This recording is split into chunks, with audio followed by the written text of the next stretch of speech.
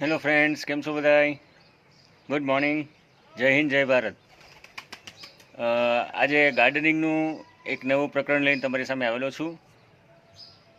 ઘરમાં ઘણા બધા આપણો વેસ્ટ જનરેટ થતું હોય, લગભગ ઓન એન એવરેજ 200થી 300 ગ્રામ જેટલું પર પર્સન ઓર્ગેનિક વેસ્ટ આપણે જનરેટ કરતા હોઈએ.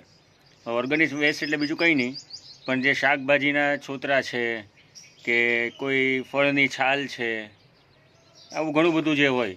કોઈ રાંધેલો ખોરાક આમાં ન હોય, પણ શાકભાજીની જે કચરો છે એ રીતનું વેસ્ટ આપણે જનરેટ કરતા હોઈએ છીએ. પણ એનો સદુપયોગ થઈ શકે એમ છે. જે આજે હું તમને વેસ્ટ, જે કિચન વેસ્ટ છે એમાંથી ડિકમ્પોઝડ આપણે ફર્ટિલાઇઝર કેવી રીતે બને એ તમને એક પ્રોસેસ દેખાડવા માટે આજે ઓનલાઈન થયો છું. તો ચાલો જોઈએ કેવી રીતે બને છે. હવે એમાં રિક્વાયરમેન્ટ્સ કઈ કઈ છે એક સાથે તમને પહેલાં કહી દઉં. સૌથી પહેલાં તો કોઈ એવું પાત્ર હોવું જોઈએ જે તમારી પ્લાસ્ટિકની ડોલ પણ હોઈ શકે અને ગમે તે હોઈ શકે. અહીંયા મારી પાસે એક એક્સ્ટ્રા માટલું હતું મોટું, જેને હું આજે ઉપયોગ કરવાનો છું. એમાં આજુબાજુમાં મેં જો કાણા પાડેલા છે, અંદરથી ખાસ દેખાશે. નીચે પણ 3 કાણા છે અને સાઈડ પર પણ મેં કાણા પાડેલા છે, લગભગ 6-7 જેટલા, કે જે એને હવાનું સર્ક્યુલેશન આપશે. જો આ કાણા છે, આવા અલગ અલગ જગ્યાએ કાણા આવી રીતે પાડેલા છે કે જેમાં હવાનું સર્ક્યુલેશન એને ખાસ જોતું હોય. મુખ્ય વસ્તુ આની અંદર સૌથી પહેલાં આ છે, જે એ આપણે ઝાડ છે એના પાંદડા સુકાઈ ગયેલા એને આમ ક્રશ કરી દીધેલા છે.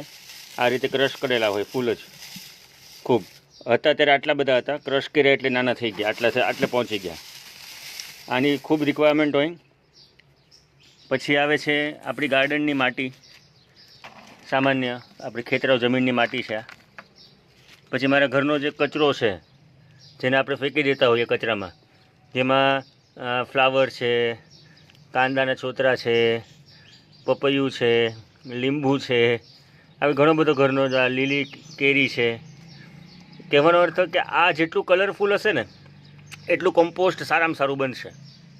આ બહુ સાદો ને સરળ નિયમ. અલગ અલગ પ્રકારના શાકભાજી આની અંદર હોય અને આ જેટલું કલરફુલ એટલો જ કમ્પોસ્ટમાં સારામાં સારું ખાતર બને.